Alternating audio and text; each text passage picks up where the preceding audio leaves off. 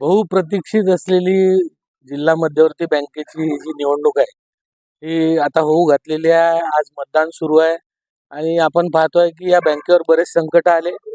या संकटांमधनं ही बँक आता बाहेर पडलेली आहे आणि पुन्हा ही बँक त्या संकटांमध्ये अडकू नये, त्या प्रकारचे पुन्हा ते दिवस वापस येऊ नये या दृष्टीने यावेळेस जिल्ह्यात पहिल्यांदाच हा प्रयोग झाला होता की सर्व पक्ष एकत्रित येऊन एक चांगलं संचालक मंडळ याच्यावर बसलं पाहिजे, जेणेकरून ही बँक एक गतवैभव त्याचं प्राप्त करेल, शेतकऱ्यांच्या कामी येईल.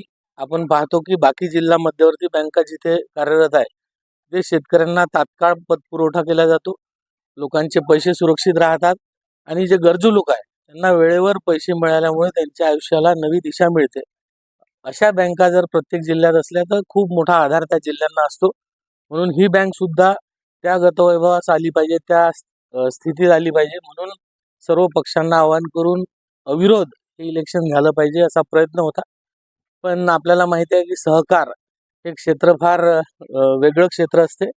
काही ठिकाणी अविरोध करता आलं नाही. 12 जागा अविरोध झालेल्या आहे, 9 जागांसाठी इलेक्शन सुरू आहे आणि अगदी खेळीमेळीच्या वातावरणात हे इलेक्शन सुरू आहे.